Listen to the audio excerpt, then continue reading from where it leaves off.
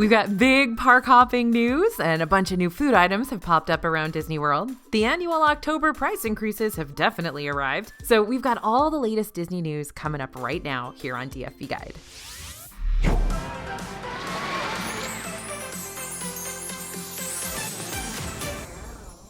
Hey everybody, it's AJ for Disney Food Vlog here, and you know what time it is? It is time to talk all things Disney news, and we've got a lot of big info for you this week, so I hope you're ready. Okay, best news ever coming at you right now. Disney announced that beginning January 9th, 2024, all-day park hopping is finally coming back. Anyone who has a park ticket with a park hopper or an annual pass can visit another theme park at any time of day during park hours. Remember that park pass reservations are going away for most tickets beginning on January 9th as well? Well, Disney noted that on days when theme park reservations are required for annual pass holders and certain non-dated tickets, those pass holders and guests will still be able to take advantage of the updates to Park Hopper Access after visiting their first park. So if you have a park pass reservation for Magic Kingdom and you enter that park at 9 a.m., you can turn around and leave at 9:01 and go to a different park anytime after you scan into that first one. You just have to scan into the park you have a park pass for before you can park hop. Now that's going to be specifically for pass holders and other folks who have non-date based tickets. That's going to be military tickets or cast member tickets, stuff like that. But most of y'all are going to have a date-based ticket where you won't need park pass reservations, and now you won't even have to worry about park hopping restrictions anymore. Also announced along these same lines, annual pass holder good to go days are going to start in January. On these days, pass holders will not even need a park pass reservation to visit a theme park. Disney notes that the theme park reservation calendar will be updated periodically and is going to show pass holders select days when they may visit a Disney World theme park without needing that reservation. That means you can see the good to go days on a rolling basis, so you won't be able to see the whole year right away. Now, if you were hoping to purchase an annual pass to Disney World soon, you should know that you will be paying a little more than before. Disney World has announced a price increase for all annual pass types. Incredipasses are now $14.49. They were $13.99. Sorcerer passes are $999. They were $969. Pirate passes are now $799. They were $749. And Pixie Dust passes are $439, and they were $399. That's an increase of $30 to $50 depending on the pass type. Not only that, but the price of Memory Maker has also increased in Disney World. Memory Maker is a package that allows you to download all your PhotoPass and attraction photos that are taken throughout your trip by PhotoPass photographers, as well as the photos of anyone you're friends with on a Disney World app. You can either do this for the length of your entire trip or for one day. It's a price increase of between $6 and $16 depending on which package you choose. And while we're talking about annual pass price increases, I also need to inform you that Disneyland's Magic Key passes have gone up in price as well. Magic Key is the annual pass program at Disneyland Resort, and there are a few different kinds of passes you can get depending on when you want to visit and where you live. All four of these passes have increased in price between $50 and $150 depending on the pass. Note that new sales are paused for all Magic Key passes currently, but you can still renew your pass if you have one already. Now, speaking of Disneyland, Disneyland has also increased prices on a lot of things. First, the price of one-day park tickets. Ticket prices are based on date, and while the lowest prices remain the same at $104, the highest price has officially increased to $194 for one day. Online, you can see that there are days priced at $184 and $194 in both October and November, so the price increase has already gone into effect. Not just single-day tickets, but multi-day tickets and park hopper tickets have also increased in price. And Genie Plus now starts at $30 per ticket per day in Disneyland. Previously, the price started at $25. Note that prices vary by date. On days when Disney expects the parks to be busier, Genie Plus generally costs more. We can expect to see the highest prices around the holidays when the parks are especially crowded. Okay, so we're used to seeing Disney ducks wandering around Disneyland, but droids? This is something new. A band of BD units have taken to the streets of Batuu to see all the sights and sounds of a galaxy far, far away. These droids are being tested by Disney Imagineers as free-roaming characters in Star Wars Galaxy's Edge, so maybe, just maybe, these are the droids you're looking for. Sorry, had to go there. Disney has announced that when the Disney Treasure sets sail in December 2024, the curtain will open on a brand new Broadway-style production, Disney: The Tale of Moana.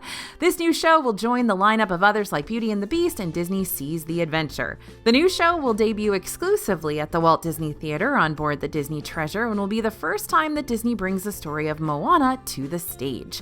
In the performance, you'll get to see lots of beloved characters from the film like Gramatala, Maui, and Tamatoa, and of course they'll perform many of your favorite songs from the movie.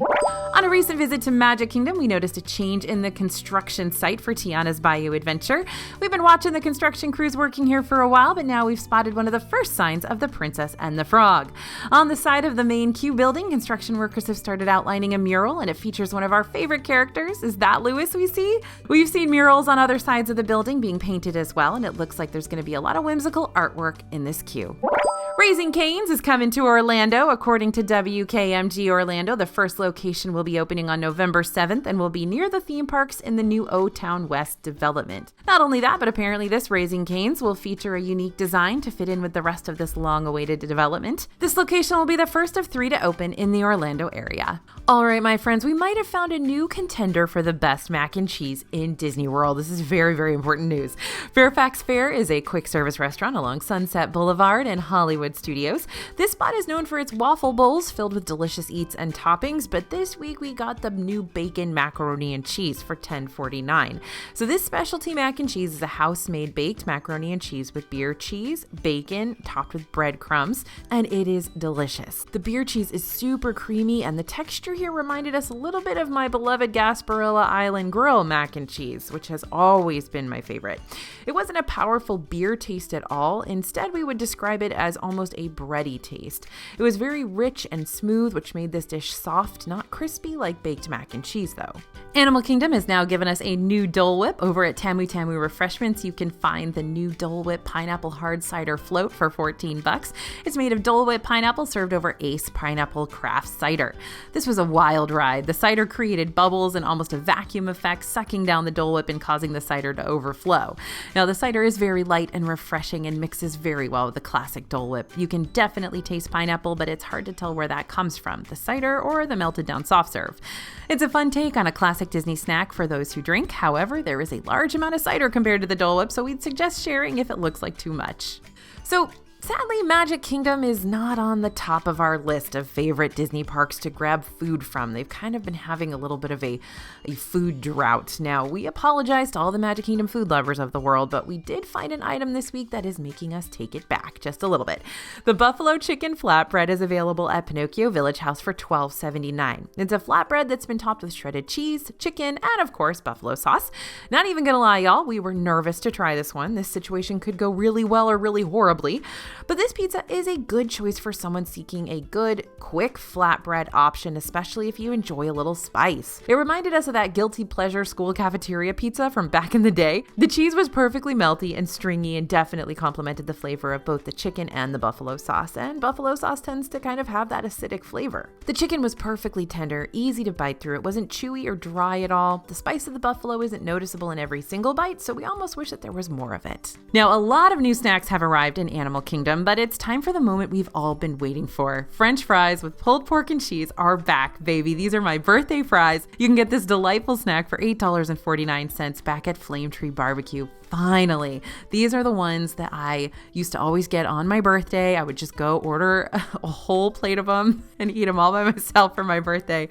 So that's why people call these my birthday fries. So are they really as good as we remember? And the short answer is yes. These fries are loaded with toppings, so many that we had to use a fork to eat them. And Disney does not skimp on the cheese and pork. They are just how we remembered them. Now, the barbecue sauce on the pork adds a smoky and slightly sweet flavor that breaks up the cheese flavor. You can also add more barbecue sauce, of course. And the pork is smoked perfectly. It's nice and tender. Love these fries. Hope you get to have them. Now let's talk about some of those other new food items in Animal Kingdom, the less important ones. The first item can be found over at Drinkwalla, where you can grab yourself the new pancake stuffed sandwich for $8.99. Note that this snack can also be found at Pongu Pongu and Trek Snacks. The inside of the pancake sandwich includes sausage, guava paste, egg, and cheese. You can ask for it without the guava paste if you want, but we actually really enjoyed it. Now this biscuit is quite large and could easily be shared between 2 people if you just want a little snack, or it makes a pretty filling breakfast for 1 person. The pancake part of it was thick and fluffy, but wasn't so soft that it compromised the structure of the sandwich. Had a nice crust on the outside, which helped hold it all together. We thought that overall this tasted really similar to a sausage and egg biscuit that you might find at a fast food restaurant, but the guava jam gave it an extra element that elevated the flavor by adding some of that sweetness. It wasn't overwhelming though. It was just a tiny bit of sweetness, kind of like what you'd get in a McGriddle, right? Now, next we headed over to Kusafiri for the new breakfast tachos. These are $10.99 and are made of potato barrels, scrambled eggs, nacho cheese sauce, cheese curds, and crumbled bacon. We love when they bring tachos somewhere new. Now we've got them at Hollywood Studios, we've got them at all the All-Star resorts, we've got them here at Kusafiri. Now, this comes in a decent portion. It is certainly a filling breakfast for one person. It's very heavy on the cheese and egg. Honestly, we would have preferred a few more tots and a little less egg. The bacon added a nice crunch that we enjoyed, and this is a great option if you want to fill up at the beginning of your park day, but it'll be a little hard to eat on the go, so we suggest heading over to Harambe Market or Dawa Bar close by for a seat. Just outside the Enoteca Castello wine shop in the Italy Pavilion in Epcot, there's a new wine cart to try if you want to sample some of what the country has to offer. This little stop sells red and white wines in 3-ounce pours, sparkling wines in 5-ounce pours, and 12-ounce beers. You'll also be able to order a 5-ounce limoncello spritzer for $12. You'll find it to the left of Gelateria Toscana. Just look for the painted green cart with a yellow and gray striped awning. There are some new mini ears in Disney World we think you're really going to love. We found the new Wilderness Lodge Loungefly mini ears at the Wilderness Lodge Mercantile for $39.99. These are made out of a brown leather-like material with stitching all around the edges. And you can spot Mickey and Donald riding horses, and there's a bright yellow bow in the middle. On the back is the hotel's logo and Goofy riding a rocking horse. Now, if you want to make sure you stay absolutely up to date on all things Disney news, then sign up for our newsletter. It's 100% free, and our newsletter friends are the first to get all the latest info. The link to sign up is in the description box below. Thanks for listening, everyone, and thanks for watching. As always, this is AJ for Disney Food Blog, and we'll see you real soon.